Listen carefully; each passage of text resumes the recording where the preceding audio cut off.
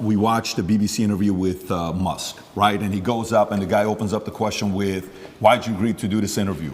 He says, well, I don't know, what's the name of the BBC? And he's trying to mock them and all this stuff. And there's a part of it where, he calls them out for the mistakes they made. Yeah. And if you go to the bottom of the interview on BBC, you'll see comment section saying, why'd you cut that out? Because Musk puts it on Twitter, but they didn't put it in the interview. Yeah. Then you watch the interview with you. The first question they ask you was, what's the first question? Hey, you've been accused of serious crimes, rape or something like that. Right off the bat, they asked that question of you. And then you see the interview, Lucy Williamson, I believe, her first question was, you're facing some very serious allegations. Have you raped anybody? That's the open question that they ask you. And the video they put up, the first one, they take it down. The second video they put up, that's 12 minutes like the highlight one, they turn, the comment section is open. There's 80,000 plus comments there. Then you look at Philip Schofield. Yeah. And you just brought up Philip Schofield. For people that don't know who Philip Schofield, do you mind explaining to people who he is? Yeah, he was a TV presenter in England. He was very famous. He ran the morning show. And he was grooming children for a very long time. And all the staff knew about it. And the people who worked on the show with them were being groomed by him. And everybody knew. And it was all a big ha-ha-ha joke. And now he's come out saying, oh, please don't pick on me, I feel sad. And the media is saying, I'll leave the guy alone. He is, when you go look up his Wikipedia, it says he rose to prominence as children's BBC continuity presenter from 85 to 87. Yep. Then went on to do programs on BBC and ITV for Going Live, This Morning, Dancing on Ice, All-Star Mr. and Mrs., The Cube, and a bunch of other things. And they interview him, okay? While he's going through the mess, after 27 years of being married, this one guy that he groomed since 10 years old, his name is McGreevy, I want to say, something McGreevy, that he's going through the process. Matthew McGreevy, they met at 10 years old at a theater group. At 15 years old, Philip follows him on Twitter. While the kid is 15, he follows him on Twitter. The guy celebrates it. Long story short, Ruth Langsford, they work together with. She files a complaint. Then right after filing the complaint, McGreevy gets fired. Then he has to take a break. Then he comes out after 27 years telling his wife, and hey, I'm gay, I'm coming out of the closet. He's got 2 daughters. But there's a part of it where Matthew calls his wife and says, hey, your husband and I had an affair together when I was 19 the first time and 20 and all. Nobody knows if it was before or not. The interesting thing about him is his brother, Timothy Schofield, I don't know if you know about his brother. Oh, what, the one who's in jail for being a pedophile? Was convicted of 11 sexual offenses involving a child between October 2016 and 2019, including 2 sexual activity with a child. Here's how the interview started. First question, the guy asked him, he says, you've had quite a week. How are you? Opening question. Versus the question they ask you on the opening, right?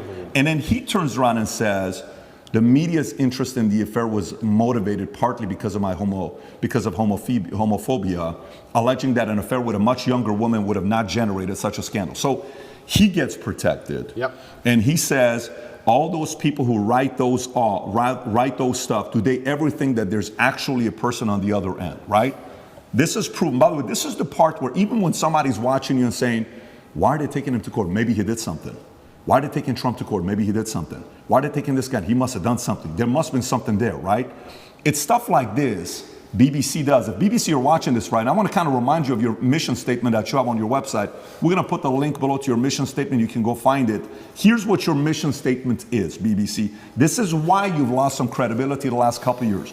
To act in public interest, serving all audiences through the provision of impartial, keyword impartial, high quality and distinctive output and services which inform, educate, and entertain. You say you inform, educate, you entertain, yet you conceal, misinform, and your content's quite frankly boring. You're cherry picking on people that you're talking to. So a message like that gets the average person to say, everything with you is allegedly, everything he did is proven, his brother is proven, yet let's leave him alone. Poor guy, let's target him.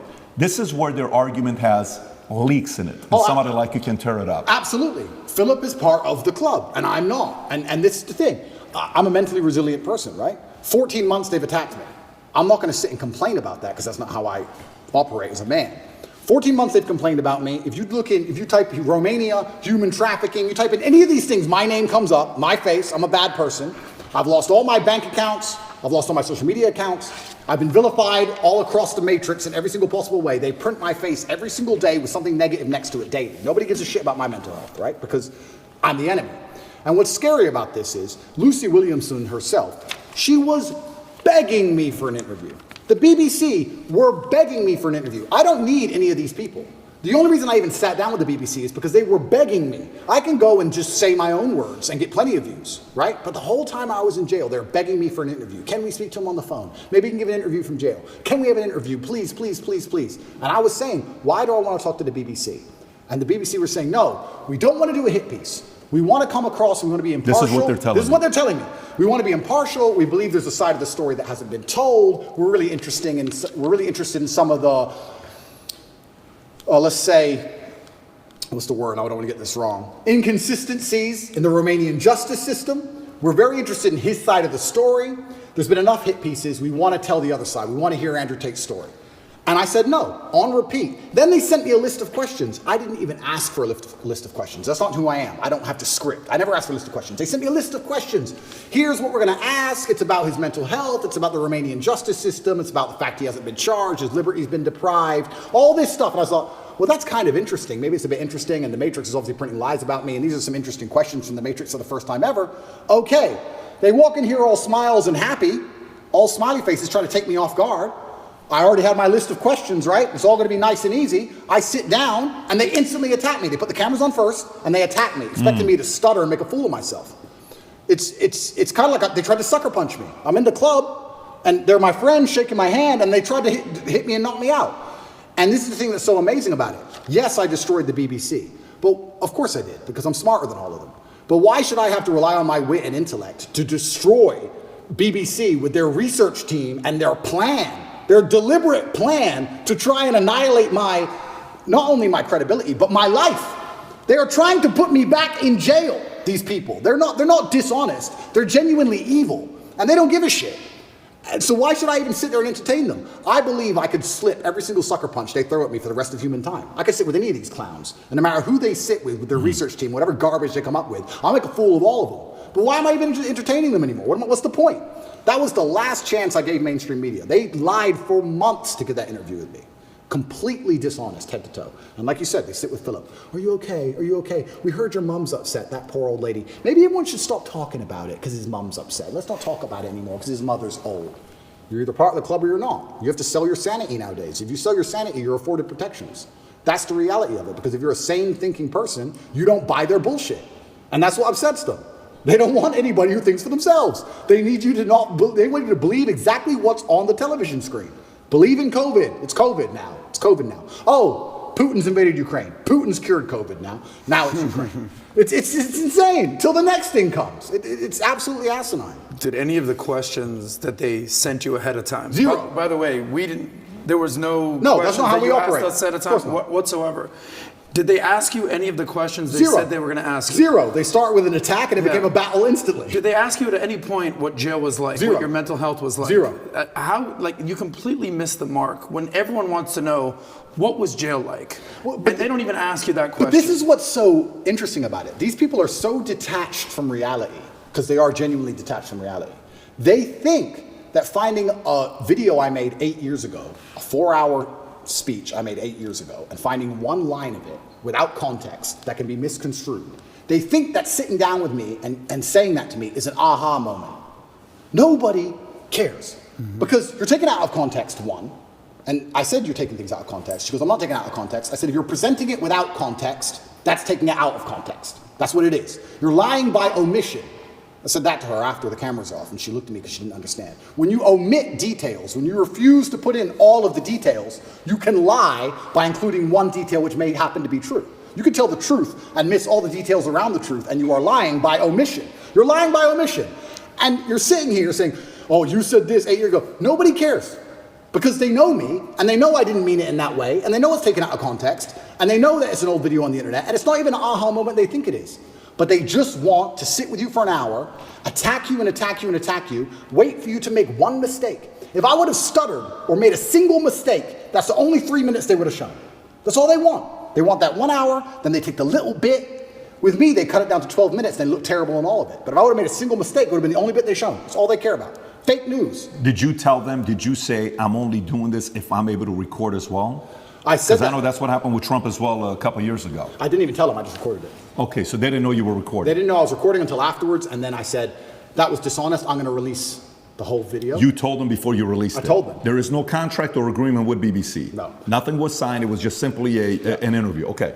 Because I think that was very important when you released it for people to see what fully was said versus, and by the way, you know the Philip Schofield interview that they put up, the 12-minute one that just came out? You know the comments are turned off. Of course they are. The comments are turned off. Yours are turned on. His is turned off. Of course. And who knows many reasons why they would do that. But going back to BBC. So, okay. They come, they want to ask the questions of you. For some of the people that maybe aren't following the story closely, but they know who you are. We're in the car, we're driving, and a lot of people are asking questions. We ask the drivers, like, hey, are you going to Tate's place? How do you know we're going to Tate's place? And he says, well, who's Tate? Oh, Andrew Tate. Oh, tell us about Andrew Tate. Well, this is, okay. What kind of a guy is he? He said, I actually really like him. I said, why do you think he's going through what he's going through right now? Oh, it's always because of money. Okay, so we're at a different restaurant. So tell us, why are you going through this? Why is he going? Everybody's saying a similar thing about this, right? But for those who don't know, there's 3 different camps. Yeah. The camp that already sees you guilty, it doesn't matter what they read. So for example, this story here, from BBC came out just last night, 10:30.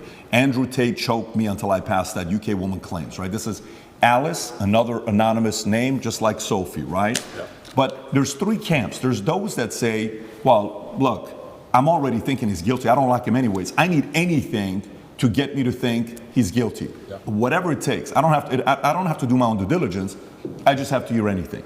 Then there's the camp that's a diehard fan. There's nothing you can do that they did wrong. In their eyes, it's going to be wrong. Then you have the people in the middle that are the reasonable ones, that are saying, you know what, let me look at this. Yeah. What about this? What about that? The people in the middle may say the following question. They may say, and I may have asked this question from you last time as well.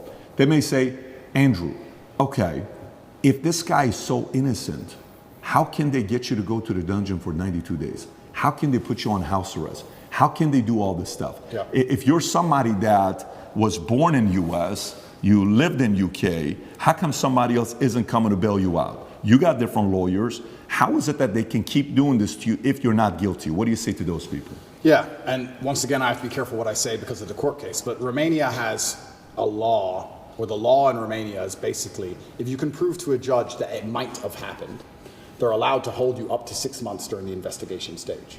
If I was guilty of anything, I would have been charged long ago. And we're going to talk about charges soon because I still believe they're going to attempt to charge me. But we're now approaching the end of the 6 months they can keep me under a form of arrest for without charge.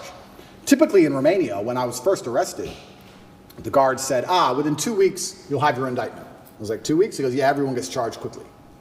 Nobody waits 6 months for a charge. If they arrest you, they charge you, like every other country, right? The fact they've waited 6 months and gone into my entire life and attempted to find something shows they don't have a case. Why I believe it happened is because they didn't have a case when they were trying to hit me with this garbage, and they thought, you know what? If we put him all over the news, if we slander his name completely, there was a hotline set up.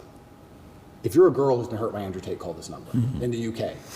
A hotline. So they were attempting to use the media to find what they wanted. Months go by, months go by, months go by, case file's empty, nothing's happening. My lawyer's saying, when are we going to close this case file? Like, yeah, we're just waiting for some papers, we're going to close it, we're going to close it, we're going to close it.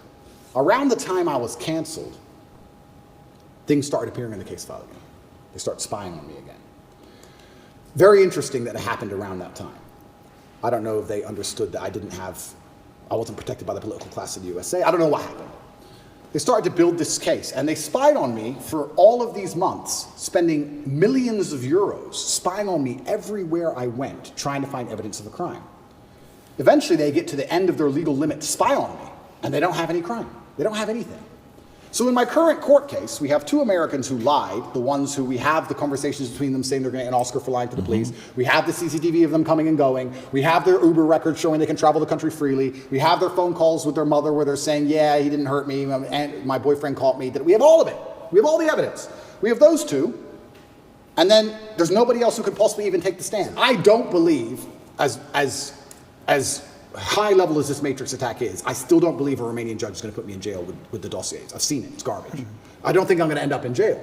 But it's just taking years of my life, damaging my influence, having bad things to say about me, keeping me under control, keeping me locked in a house. That's all they want to do. They have no interest in the truth. There's no victims. There's no one to take the stand. Do you know who Sophie is or Alice is or no? Yeah, so the BBC, Ali? that's really interesting. So then the BBC says, well, we found victims because the BBC have done enough investigative journalism to understand that the case is garbage and there's no victims. So they said, well, we found victims.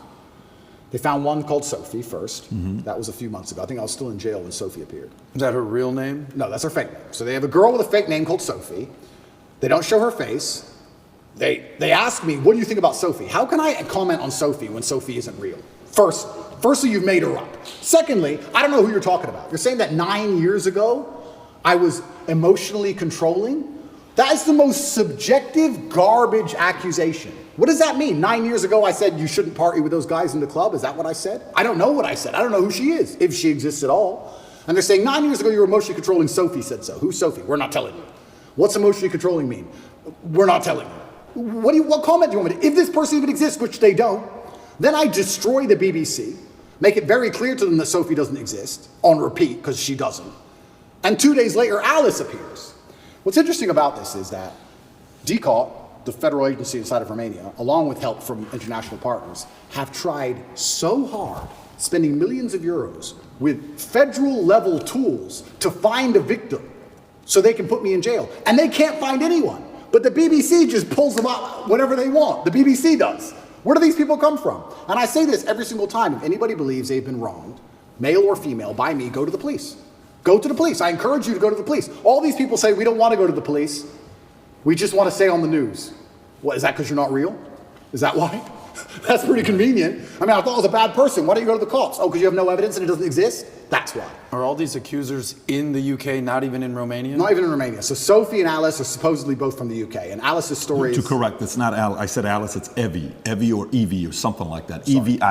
It's all made up names. It's all made up names. Yes. So Evie, we could call whatever name we want. But yeah, Evie is saying 13 years ago I choked her or something. Yeah. By the way, when is the 6-month time limit? End of this month. Okay. And can we reference the tweet you just posted a couple days ago? I want to stay on this. She Sure. was commenting on Evie. You were going to say something about Evie, what she said 10. So she's claiming 10 years ago or 13 years ago, you guys had the consensual sex the first time. She comes back for the second time around. According to the story, she says she was being, your hand was on her throat, strangled me. She was passed out for a minute.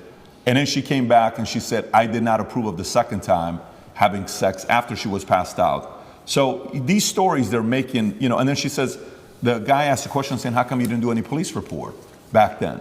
She says, well, because it's not fully rape and it's not that, because it was consensual and I kind of wanted to be there and I didn't tell anybody about it 6 years later.